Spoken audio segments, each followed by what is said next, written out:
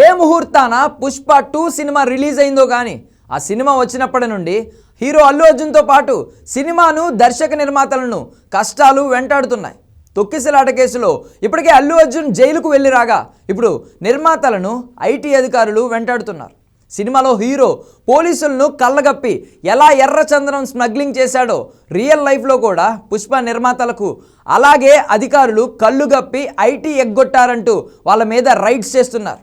మైత్రి movie makers నిర్మాతలు రవిశంకర్, నవీన్తో పాటు దర్శకుడు సుకుమార్ ఇంట్లో కూడా అధికారులు సోదాలు నిర్వహించారు. పుష్ప 2 వసూళ్లకు సంబంధించి ట్యాక్స్ చెల్లింపుల్లో తేడాలు ఉన్నాయనే చర్చ టాలీవుడ్ వర్గాల్లో కొంతకాలంగా జోరుగా వినిపిస్తోంది. గల్ఫ్లోని ప్రముఖ సంస్థ నుంచి హవాలా రూపంలో డిస్ట్రిబ్యూటర్లకు డబ్బులు చేరాయనేది ఆరోపణ.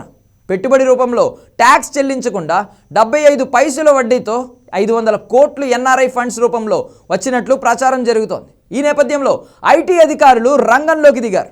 మైత్రి మూవీ మేకర్స్ నిర్మాతల ఇళ్లల్లో సోదాలు నిర్వహించారు.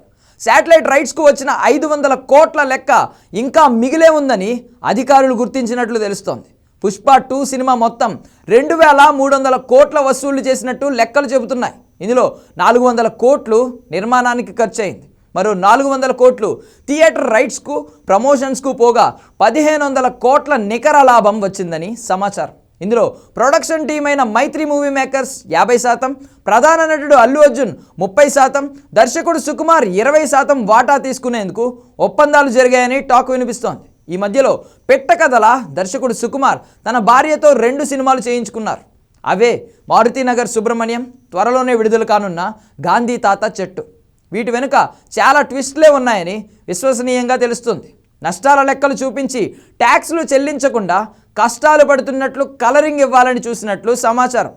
పుష్ప హిందీ వర్షన్ను రవీనా టండన్ భర్త అనిల్ దక్కించుకున్నారు. అయితే ఇచ్చిన డబ్బులకు చూపిస్తున్న లెక్కలకు చాలా తేడా ఉందని ఇన్సైడ్ టాక్.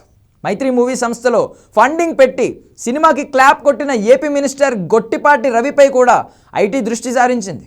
ఆర్బీఐకి ఓ లేఖ ఇచ్చి ఎస్ఆర్ఐ ఫండ్స్ రూపంలో షెల్ కంపెనీల నుంచి ట్యాక్స్ లేకుండా నిధులు తెచ్చుకుని 75 పైసలకు వడ్డీ చెల్లిస్తున్నట్లు కథలు అల్లారని సమాచారం. వైట్లో డబ్బులు చెల్లిస్తే టీడీఎస్, జీఎస్టీలతో పాటు పర్సనల్ స్లాబ్లో వారి ఆదాయానికి 30% వరకు ట్యాక్స్ చెల్లించాల్సి ఉంటుంది. 100లో 30 రూపాయలు ప్రభుత్వానికి ఎందుకు చెల్లించాలని బ్లాక్ మనీ హవాలా రూపంలో తీసుకున్నారని తెలుస్తోంది. ఆ మొత్తంలో నటులకు అడ్వాన్స్ రూపంలో 100 కోట్లు మైత్రి సంస్థ ఇచ్చినట్లు తెలుస్తోంది.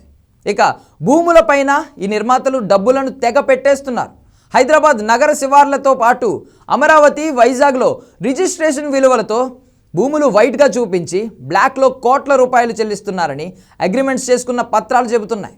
కొత్త చట్టాలు ఎన్ని వచ్చినా ఈ ట్యాక్స్ ఎగవేత లెక్కలు చెప్పకుండా తప్పించుకోవడం మాత్రం ఆగడం లేదు. దీంతో ఐటీ అధికారులు పుష్ప టీంను టార్గెట్ చేసి సోదాలు నిర్వహించారు. 50 టీములుగా విడిపోయి అధికారులు 8 చోట్ల సోదాలు చేశారు. ఒక్క పుష్ప 2 సినిమాకే 1500 కోట్ల రూపాయలు నికర లాభాలకు 18 నుంచి 30% వరకు వివిధ స్లాబ్లలో పన్నులు చెల్లించాలి. వీరికి డబ్బులు వచ్చినా తీసుకున్న కొత్త చట్టాల ప్రకారం కనీసం 25% ఇవ్వాలి. కానీ ఆ ట్యాక్స్ను తప్పించుకునేందుకు లెక్కలు పక్కాగా లేకుండానే తప్పుడు అధిక లెక్కలతో ప్రభుత్వ ఆదాయానికి గండి కొడుతున్నారని టాక్. గల్ఫ్ దేశాల నుండి దండిగా హవాలా రూపంలో కరెన్సీ వచ్చిందనే వార్త ఫిలిం నగర్ వార్తల్లో చక్కర్లు కొడుతోంది.